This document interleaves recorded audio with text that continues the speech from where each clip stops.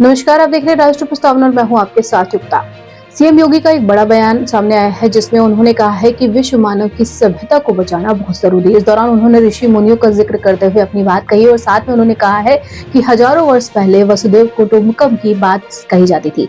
तो साथ में उन्होंने कहा दुनिया के अंदर सनातन धर्म ही ऐसा धर्म है जो सबसे बड़ा धर्म है। साथ में उन्होंने ये भी कहा है कि जिससे हर मजहब को विपत्ति के आती है, क्योंकि सनातन धर्म की जब बात आती है तो हर मजहब हर समुदाय के लोगों को विपत्ति आने लगती है, जो कि सरासर गलत है। इस दौरान उन्होंने ये भी कहा है कि क्या हिंदुओं के साथ ऐसा हुआ है कि अगर हिंदुओं के सामने किसी और धर्म की बात कही जा रही हो तो किसी को भी इस पर आपत्ति हो, ऐसा कभी नहीं होता है। लेकिन अगर सनातन की बात करें तो अन्य समुदाय के लोगों को इससे दिक्कत होने लगती है। इस दौरान उन्होंने काशी विश्वनाथ धाम, कभी अयोध्या तो कभी संभल में कल्कि अवतार और साथ में हरिहर भूमि और भोजपुर में हर समय हिंदुओं के मंदिरों को जो तोड़ा गया उसका भी जिक्र किया। साथ उन्होंने कहा है कि औरंगजेब के जो खानदान के लोग थे उन्होंने कोलकाता के पास रिक्शा चला रहे थे, कभी उसके ईश्वर की दुर्गति नहीं होती थी, लेकिन उसके औलादों को ये दिन देखना पड़ता है। तो इस तरह से लोगों को इससे क्या आपत्ति है, सनातन धर्म से ये लोगों को समझ नहीं आता।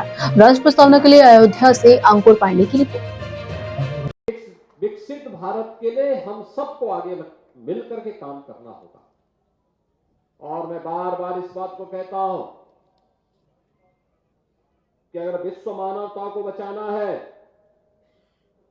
तो उसका एक ही मार्ग है, वह है सनातन धर्म का सम्मान करो।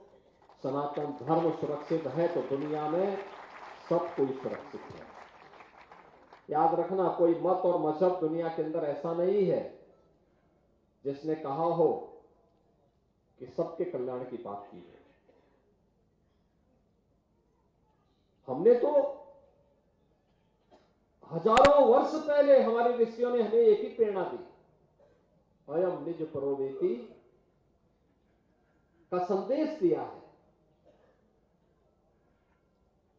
अयम निज परोवेति गणना लघु चेतसाम उदार चरितानाम तो सुधेव कुटुंबकम।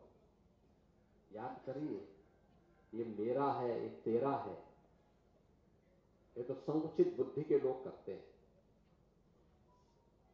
उदार और उदार चरित्र के लोगों के लिए क्या कहा गया है कि पूरी दुनिया तो उसके लिए एक परिवार है। और याद करिए, दुनिया के अंदर अकेले सनातन धर्म है जिसने दुनिया की हर जाति, हर मत, हर मजहब, हर संप्रदाय के लोगों को उसकी विपत्ति के समय शरण देकर के संरक्षण दिया है, उसे फलने फूलने का एक अवसर दिया है।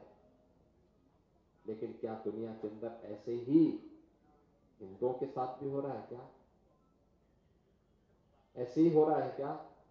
आज बांग्लादेश में क्या हो रहा है, पाकिस्तान में क्या हुआ था, इससे पहले अफगानिस्तान में क्या हुआ था? मैं पूछना चाहता हूं उन लोगों से, कौन वे लोग थे जिन्होंने देश के अंदर सनातन धर्म से जुड़े हुए उन मानबिंदुओं को नष्ट करने का काम किया था? और क्यों किया था? उसके पीछे की नियत क्या थी? उसके पीछे की नियति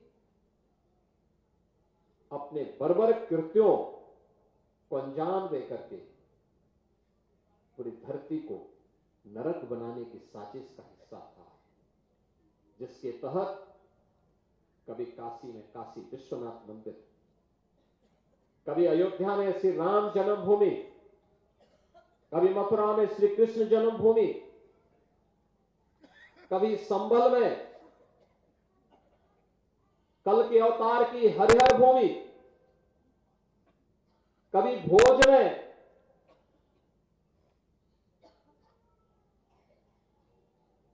ज्ञान के अधिष्ठात्री देवी मां सरस्वती के पावन मंदिर को नष्ट किया जाता है, तोड़ा जाता है, अपवित्र किया जाता है। इन मंदिरों को तोड़ने से, कभी सोमनाथ का मंदिर अपवित्र किया जाता है, इन मंदिरों को तोड़ने से उनका कुल और वंश ही नष्ट हुआ होगा जिन्होंने इन मंदिरों को अपवित्र किया है।